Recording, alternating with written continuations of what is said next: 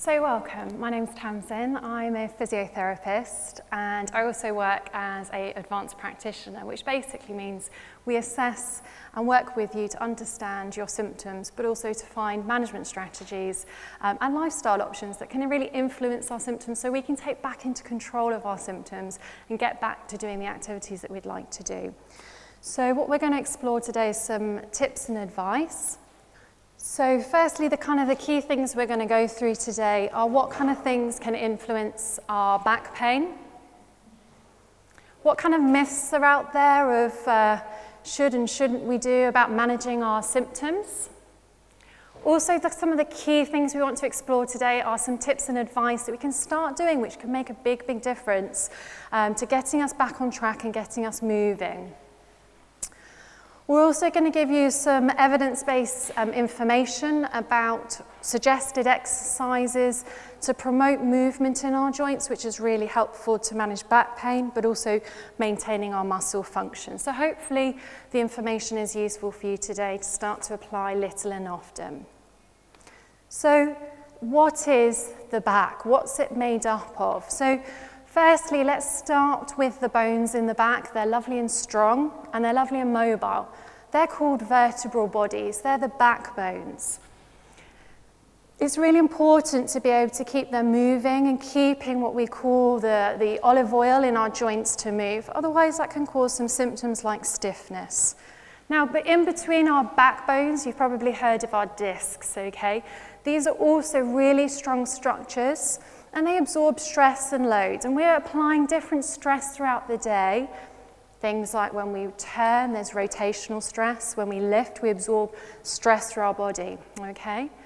We've also got important nerves that go through our spine, and they're like the electricity to our muscles, and sometimes they can also bring on symptoms.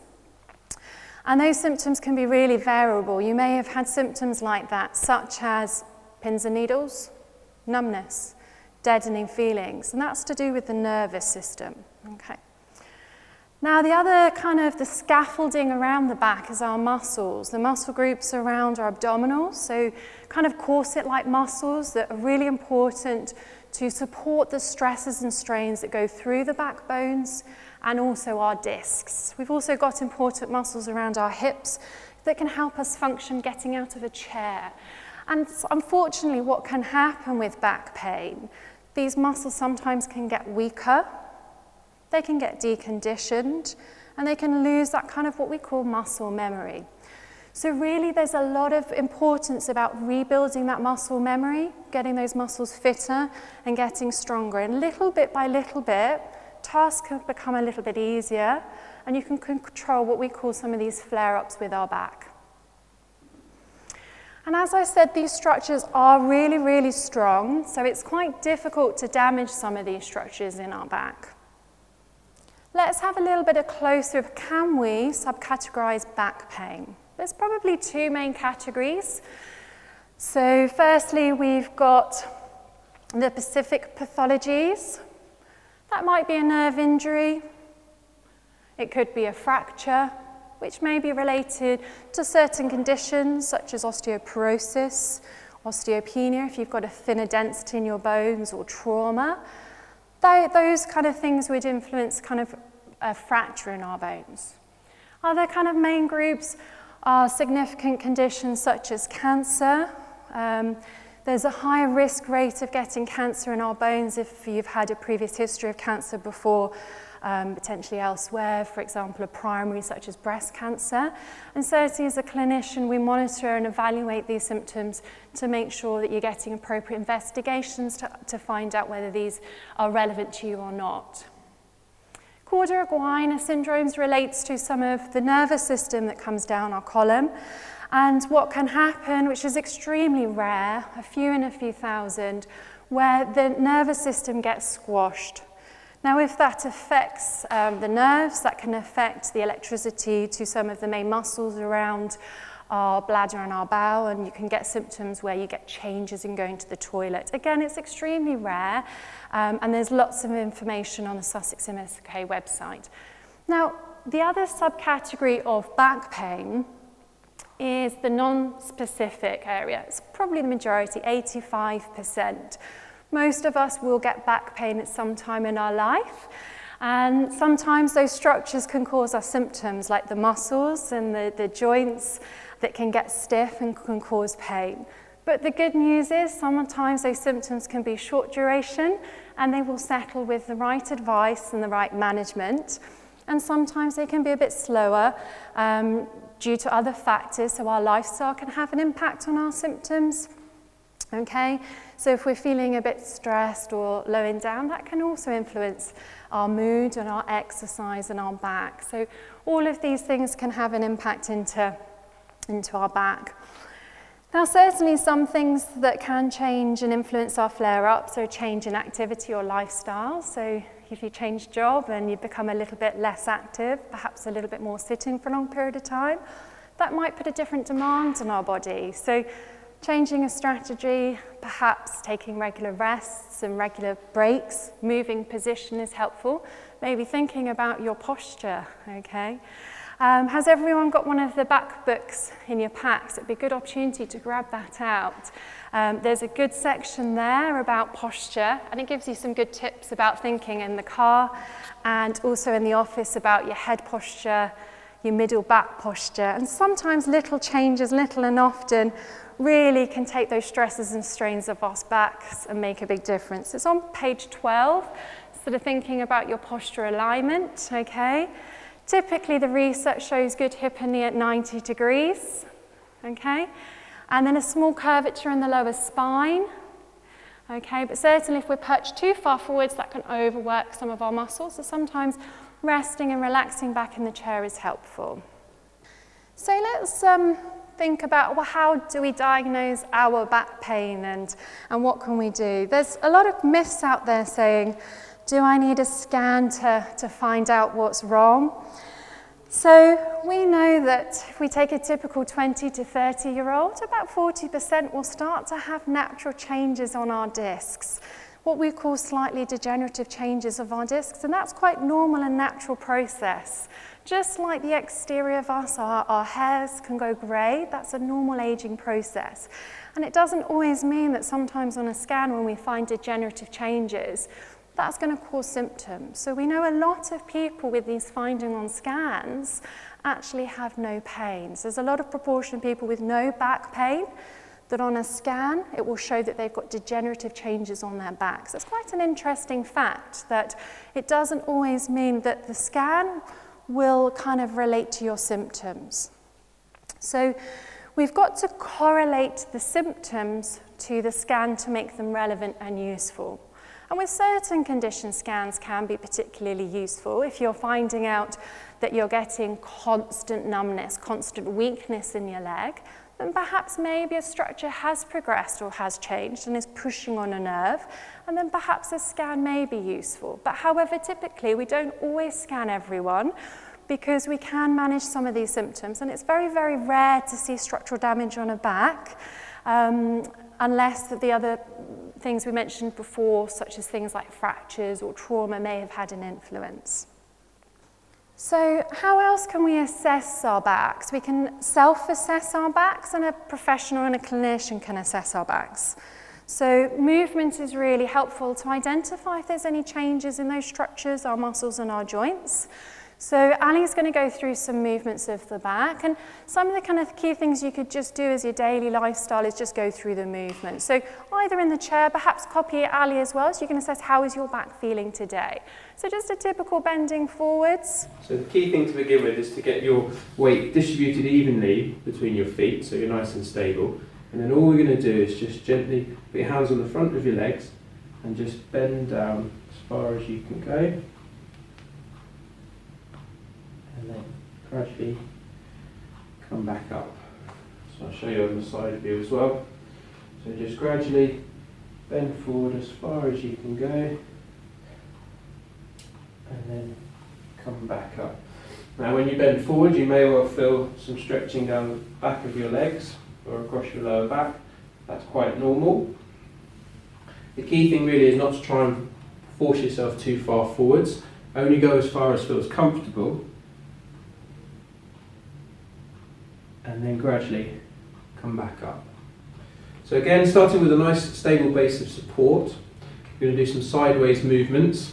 So same as bending forward, but this time going to the side. So hands down by your side, stretch down to one side, and then gradually come back up, and then back down to the other side. You may well feel some stretching down the side of your muscles here. Again, that's quite normal. And only go as far as you feel comfortable.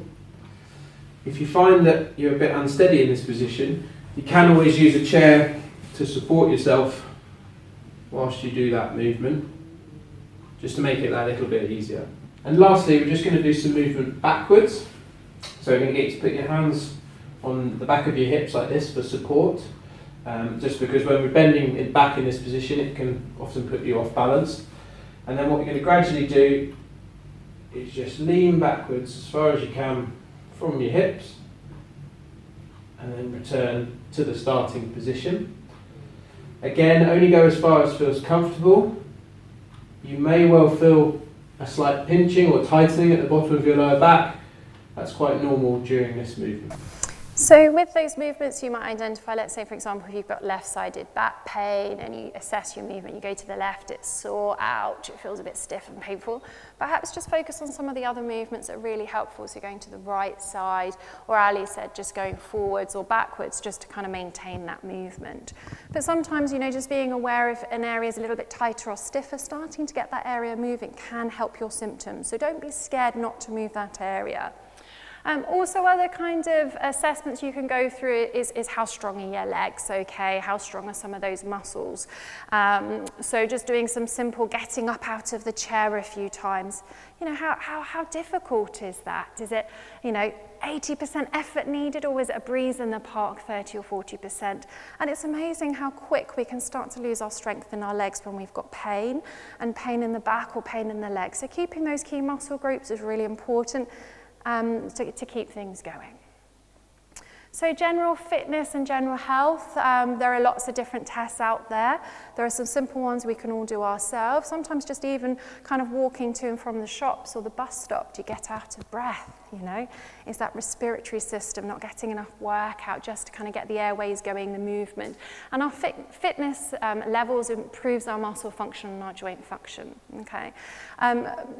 Physiotherapists, exercise therapists have lots of other fitness tests, so things like a cardiovascular bike test, a running test, all different levels.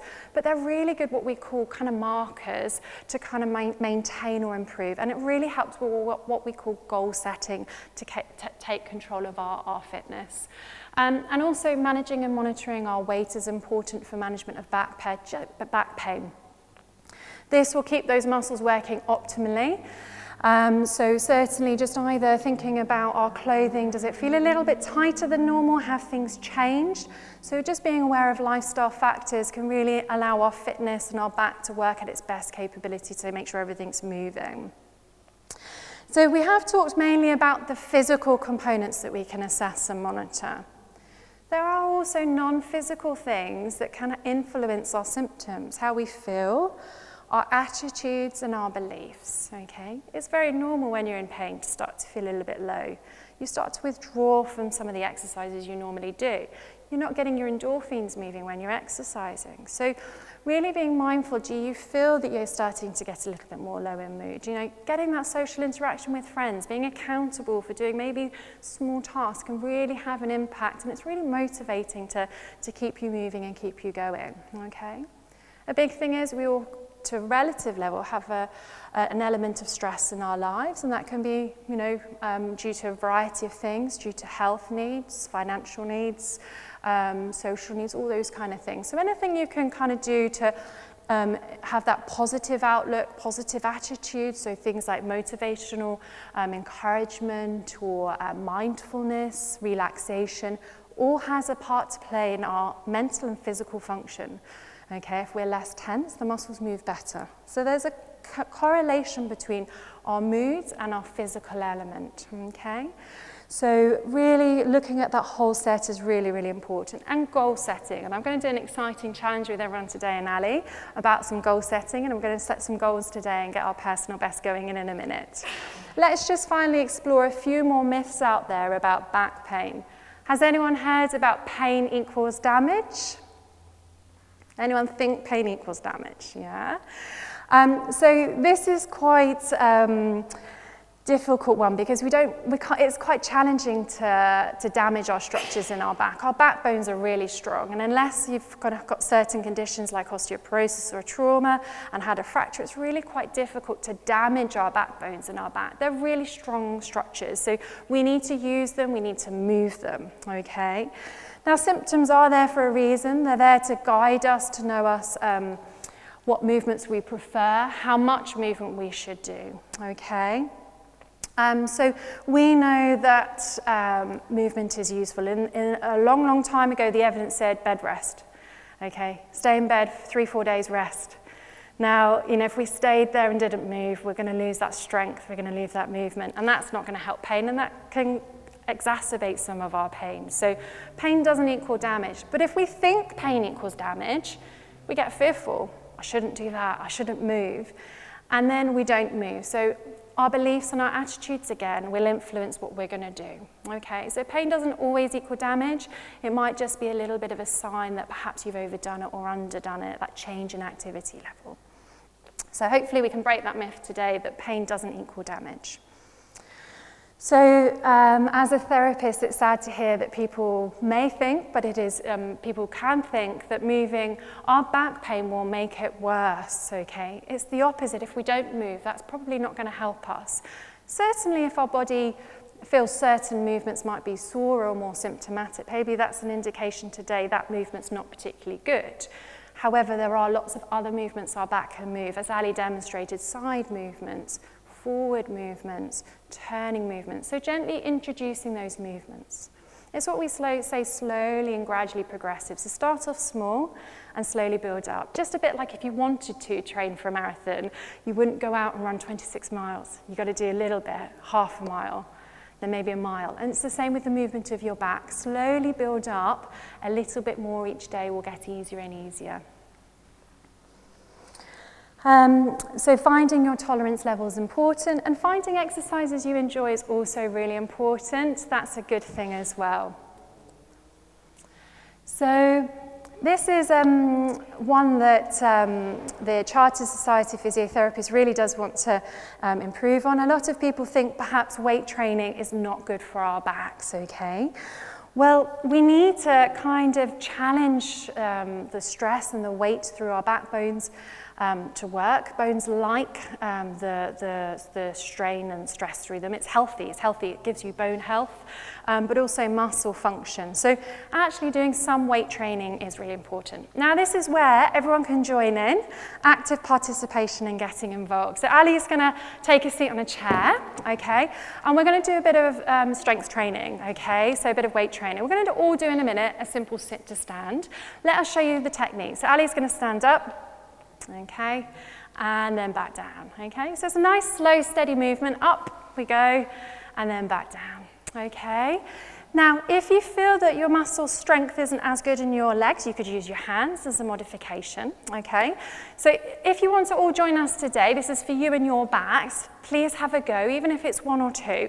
I want you just to start the movement. Let's all join in together if you can. So we're all going to slowly stand up, and then sit down. Good, and again up, good, and back down. So which muscle groups do people feel like they're moving and using? Can anyone feel it in any muscles? Yes, our thighs, our quadriceps, great. Any other muscles? Stomach muscles, yes, so our core, our trunk's going to be driving us forwards. Any other muscles we've think about? Where else do you feel it? Excellent. Bottom muscles. So our hips are really important.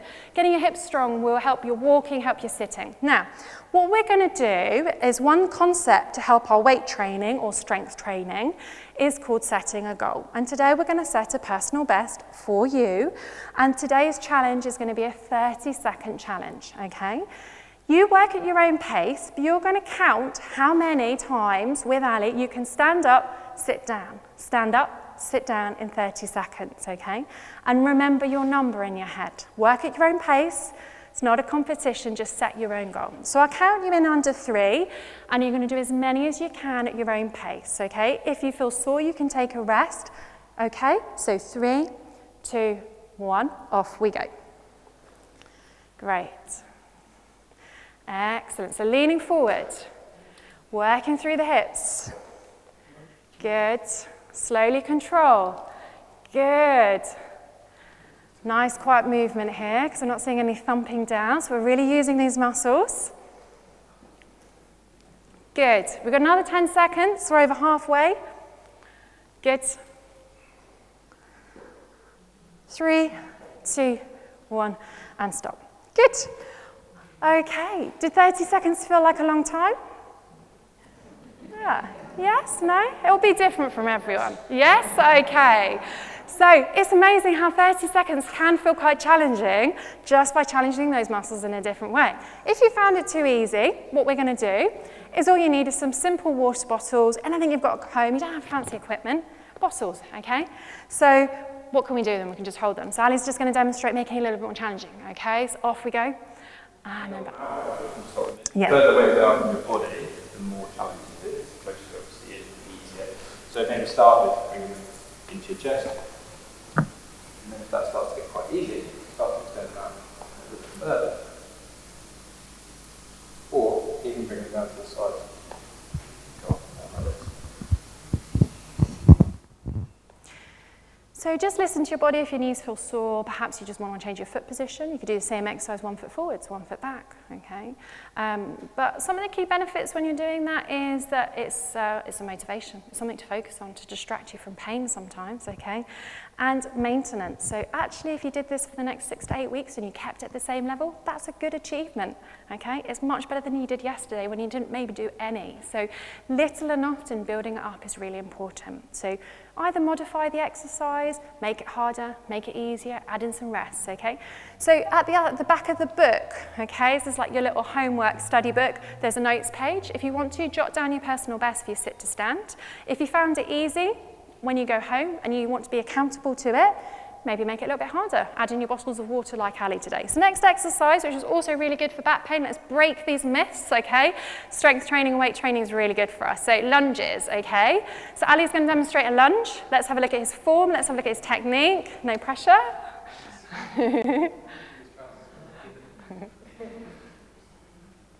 Good. So again, there are loads of exercises out here, but this one in particular is going to work those muscles in your legs a little bit more. But if you're a bit more prone to joint pain in your knees and hips, maybe this one's not so much for you. The last one might be a bit better, okay? We will be actually strengthening our backs a little bit with this one, okay? So see how it feels. Try it if it's a bit too sore. Perhaps don't go so low. If your joints are a bit sore, smaller movements are better than nothing, okay? But actually will really be strengthening your core. Now at those higher levels, maybe in 2-3 months, maybe we could add in an upper back rotation, okay? That might be really relevant to you. So if you're working in a warehouse or you're lifting up a grandchild, you might need to go and pick up, and you might need to go and put something on a shelf, so you might want to add in a slow rotation, okay? But as you can see, we're challenging it, making it a bit more complex. So low level, medium level, or a little bit more advanced. Okay, so the last kind of strength training that's also quite helpful is step-ups. Why is step-ups really helpful? Well, we're going to be using a little bit more power through the hips and power through the knees, okay? So it's getting those muscles to work a little bit more. And the stronger the hips and knees are, the walking will improve, your standing will improve, and it will reduce the impact off your back and your discs and all those structures we've talked about in our back. So strength training is really helpful and really good. So other types of exercises which are really helpful are mobility. Mobility keeps the movement going through our joints. Now, at the back of these books that are designed by Arthritis Research UK, there's a tear out, so you could put it on your fridge as a reminder. And we've got a variety of exercises, okay? And again, you've just got to pick out the ones that you feel you need. If you feel stiff in an area or tight, then pick the ones you need. The nice thing about this, there's some lying ones, sitting and standing. For today's purposes, we're going to do some sitting and standing ones, but at home, if you want to try the lying ones, then give it a go, okay? So what we'll do is we will go through some rotations, okay? So We can do that in standing, some gentle rotations from side to side. Okay, so mobility. So generally getting the movement warming. Sometimes the first few can feel a bit stiff, but as you get going, it feels a bit warmer and easier. And muscles have memory, so it will get easier and easier as you do go on. You might find having a nice warm shower before doing these exercises helpful, just to loosen up and relax the muscles. Similarly in the chair, you do the same exercise. So if you're an office worker or working in the car, just getting that rotation, different movement from driving can be helpful. Okay, so that's another good one. Okay. So should we just give that one a go, and then we've ticked off a second exercise for today, yeah? So let me talk you through the technique, okay? So bring your bottom slightly further forwards on the chair, yep. And are you sitting equally through your sitting bones? Where are our sitting bones? Yep. See if you can get equal pressure, that's our nice base of support, okay? So we're gonna slowly turn around to the left, allowing upper back to rotate, and the head, back to center, and over to the other side. Good. Over to the other way. As we're doing it, can you lift a little bit taller through your back? Can you get those back bones sitting a little bit taller? And do you find other different muscles are working through your back? Okay. All right. Good. And if you've got a bit more movement at home, what we could do is actually open the arms like Ali did, so getting some long levers, getting a little bit more opening through our shoulders.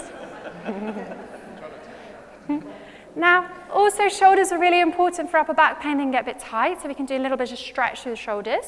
And let's just try and come up and back a little bit, depending upon your shoulder movement. If it's too much, at home, just start a smaller movement lower, but opening out, yeah? So if we're at computers, we can get really tight in our shoulders. Opening out through our shoulders is really important for our backs, okay? So just getting a little bit of movement through the muscles of the shoulders can really help upper backs. Some other gentle stretches, so in standing or lying, is for the back of the calves, okay? So Ali's going to show just a muscle length test stretch for the calf in sitting. Let's give that one a go. So one leg forwards, okay? Slowly draw the foot up, yeah? If it's too sore, just relax the foot. So if you're prone to some nerve symptoms, just ease the foot off. But just gently, if you can tolerate it, pull it up. Gradually with time, you might find the foot goes a little bit higher as the muscle gets longer. And that will help with, walking up a hill, yeah? When you've got to walk with your back and things, getting that muscle nice and flexible will help walking up a hill. Let's change sides. Typically a stretch, we get asked how long should we hold it for? About 30 seconds to a minute. Okay, so we all know what a 30-second feels like now. Okay. And a normal achy pulling sensation's normal, okay? So don't be scared, gently just get that movement through that muscle stretch through there. Now, if you've got a little bit more flexibility through your hips and knees, we've got a one-leg stand, just stretching through the front of the thigh. Now, I'll talk through why this one can be quite helpful. Ali's going to be side on, is if you get particularly tight around the pelvis, or if you sit a long period of time, the muscles at the hip can get really tight, okay? So getting a little bit length through the front of the hips will help our back posture. So thinking about those muscles around. And if you feel you can just lift up through the back and just lift, and that will just give that increased stretch through the hip. Modifications, if your knees are sore, pop a cushion underneath the knee, just get that nice stretch and flexibility. Do both muscles feel the same? Okay. So with one-sided back pain, yeah, of course. And then sometimes what's quite helpful for your own markers is actually retest your movement. Can you touch your toes this time? Now you've stretched out. Okay, so that might be a bit too far, but retest. Can you go a little bit further now that your calves are a little bit more flexible? Can you get down past your knees a little bit more? And the same with the back of the legs. If they're a little bit more flexible, you might find there's less pulling on the back if these are moving a little bit more. So really keeping those muscles flexible like blue tack will really help the movement of the spine. So don't forget your stretches, okay? Get into a bit of a routine before walking or whenever your exercise is. So we've particularly talked about targeted exercises today, but generic day-to-day activities are also really helpful, gardening, walking, all those kind of things. So how else can we help manage some of our symptoms? Well, medication do have their place, okay? They can sometimes reduce the active inflammation of some of those structures that are a bit sore, stiff and aching. What we would advise is go and see your pharmacist, just because everyone's health needs are variable from person to person. due to a variety of medications, such as blood pressure medications, so have a chat with your pharmacist. Typically, the over-the-counter ones like paracetamol, anti-inflammatories, those things can be really helpful. There's a lot of topical gels out there that some people find helpful, not everyone, but it is a little bit about trying them and seeing how you get on. There are also expert clinicians, so doctors, advanced practitioners that might also advise different medications, such as nerve-related medication, your neuropathics, things like amitriptyline, gabapentin, so they're more related if you're getting nerve pain down the leg, pins and needles and numbness. And sometimes by managing some of the symptoms helps you moving, keeps you active, which we know is really good for us to keep us strong and fit. So it is quite normal with back pain to have a flare-up. These can be really variable from person to person. Sometimes they can last a few hours to a day to a week or a month. And the frequency of flare-ups can really vary from person to once a month to once a year. It really depends on you and your symptoms and how you're responding and how motivated you are.